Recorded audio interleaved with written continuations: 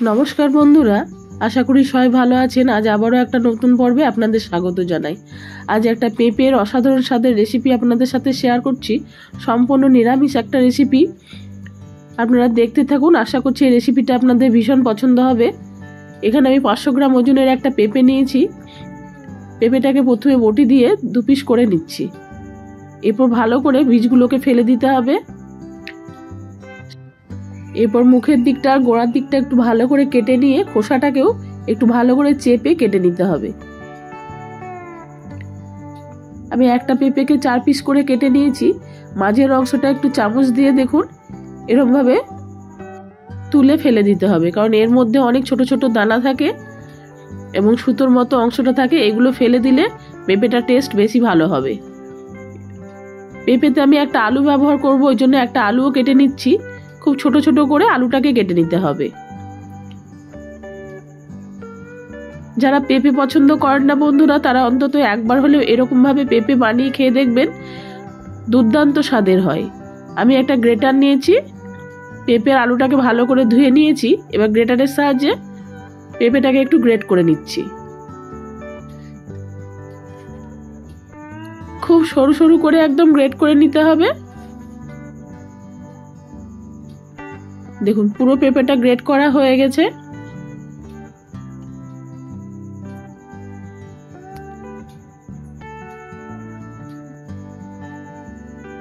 আলুটাকেও আমি ধুয়ে নিয়েছি। এবার গ্যাস ওভেনে কড়াই বসিয়ে দিয়ে প্রথমে একটা ভাজা মশলা তৈরি করে নিচ্ছি। 1 চা চামচ দিলাম জিরে, 1/2 চামচ দিচ্ছি মৌরি, 1/2 চামচ রাঁধুনি দিয়েছি, আর 1/2 চামচ দিচ্ছি ধনে, আর কয়েকটা গোলমরিচের দানাও আমি দিয়ে দিয়েছি। মশলাটাকে একটু ড্রাই রোস্ট করে নিতে হবে। গ্যাসের ফ্লেম লোতে রেখেছি। 5-10 সেকেন্ড একটু নেড়ে নিয়ে এটাকে তুলে নিচ্ছি। এটাকে ঠান্ডা করে তারপরে গুঁড়ো করে নেব।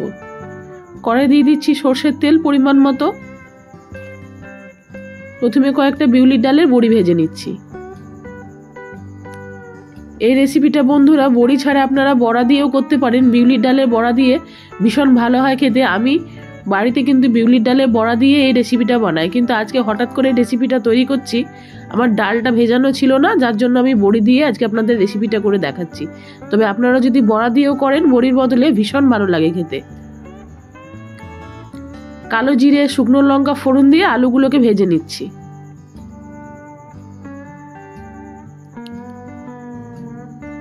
সামান্য পরিমাণে একটু লবণ দিলাম। 2-1 সেকেন্ড একটু আলুটাকে একটু নেড়ে দিয়ে এবার এটা আমি ঢাকা দিয়ে আমি লো হিটে প্রায় 5 মিনিট একটু ভেজে নেব। আমার শরীরটা ভীষণ খারাপ বন্ধুরা, ওই জন্য গলাটা একটু ধরে আছে, ভয়েসটা আপনাদের একটু অন্যরকম শোনাবে, আমাকে মাফ করবেন। আলুটা ভাজা হয়ে গেছে। এবার দিয়ে দিচ্ছি পরিমাণ মতো 2 চা চামচ মতো আদা বাটা।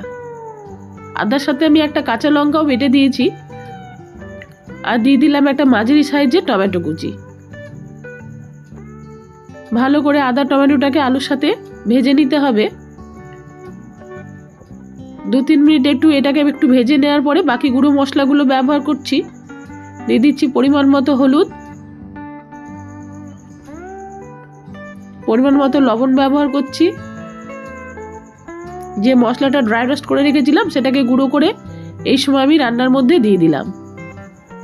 আর দিয়ে দিচ্ছি 1/2 চামচ মতো কালারের জন্য একটু কাশ্মীরি লঙ্কা গুঁড়ো। মশলাটাকে এবার আলুর সাথে ভালোভাবে ভেজে নিতে হবে। সামান্য পরিমাণে একটু জল দিয়ে দিচ্ছি। এবার এটাকে ঢাকা দিয়ে আমি 2-3 মিনিট একটু রান্না করে নেব। ফিরে আসছি 2-3 মিনিট পরে। দেখুন মশলা থেকে কতটা তেল ছেড়ে এসছে। মশলাটা খুব সুন্দরভাবে কষানো হয়ে গেছে। এই সময় আমি আগের থেকে সেদ্ধ করে রাখা কিছুটা ছোলা দিলাম। ছোলাটা দিলে এই রেসিপিটা খেতে ভীষণ ভালো লাগে বন্ধুরা।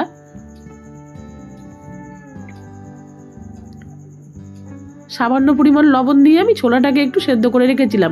প্রেসার কুকারে 2টো সিটি দিয়ে জল ঝরিয়ে রেখেছিলাম। এরপরে দিয়ে দিচ্ছি গ্রেট করে রাখা পেঁপে।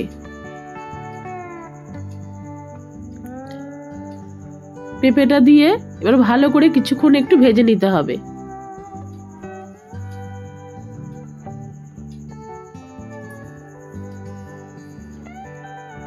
আমি ঢাকা দিয়ে আরও 2-3 মিনিট একটু রান্না করে নিচ্ছি পেঁপেটা। ফিরে আসছি 2-3 মিনিট পরে। পেঁপেটা খুব সুন্দরভাবে দেখুন কষানো হয়ে গেছে। একটু নিরামিষ রেসিপি যেহেতু বন্ধুরা, একটু সময় নিয়ে করতে হবে, তাহলে খুব ভালো টেস্ট হবে। পরিমাণ মতো আমি একটু জল দিলাম। এই সময় দিয়ে দিচ্ছি 1 চামচ মতো চিনি। নিরামিষ রেসিপি, ওই জন্য চিনি, আর পেঁপের তরকারিতে একটু চিনি দিলে খেতে ভালো লাগে, ওই জন্য আমি একটু চিনি দিয়েছি। এরপর এটাকে ঢাকা দিয়ে আমি 5 থেকে 7 মিনিট রান্না করে নেব। ফিরে আসছি প্রায় 7 মিনিট পরে। পেঁপে খুব ভালোভাবে সেদ্ধ হয়ে গেছে, আর যেহেতু গ্রেট করে রান্না করেছি বন্ধুরা পেঁপেটা, ওই জন্য খুব তাড়াতাড়ি সেদ্ধ হয়ে গেছে। এই সময় 3টে আমি কাঁচা লঙ্কা দিয়ে দিয়েছি। আমি একটু আস্ত দিয়েছি, আপনারা চাইলে একটু চিড়ে দিতে পারেন বা একটু কুচি করে দিতে পারেন, কিন্তু বেশি ঝাল হয়ে যাবে বন্ধুরা, ওই জন্য আমি গোটার অবস্থাতেই দিয়েছি। যার যেমন প্রয়োজন সে সেরকম এটাকে ডলে খেতে পারবে। নামানোর আগে দিয়ে দিচ্ছি একটু গরম মশলা গুঁড়ো আর 1 চামচ মতো ঘি। ঘি অবশ্যই ব্যবহার করবেন, পেঁপের এই নিরামিষ রান্নায় ঘি কিন্তু খুব ভালো লাগে। তৈরি হয়ে গেল পেঁপের ঘন্ট। আজকের এই রেসিপি আপনাদের কেমন লাগলো আমাকে কমেন্টে জানাবেন বন্ধুরা। ভালো লেগে থাকলে লাইক শেয়ারের জন্য অনুরোধ রইল। একবার হলেও অন্তত বাড়িতে বানিয়ে খেয়ে দেখুন। যারা পেঁপে খান না তারা অন্তত একবার বানিয়ে খেয়ে দেখুন, আপনাদের ভীষণ ভালো লাগবে খেতে। গরম গরম ভাত বা রুটি দুটোর সাথেই কিন্তু পরিবেশন করতে পারবেন নিরামিষ পেঁপের এই ঘন্ট রেসিপি। আজ আসি বন্ধুরা, অন্যদিন অন্য কোনো নতুন রেসিপি নিয়ে আবার ফিরে আসবো। সবাই ভালো থাকুন, সুস্থ থাকুন। নমস্কার।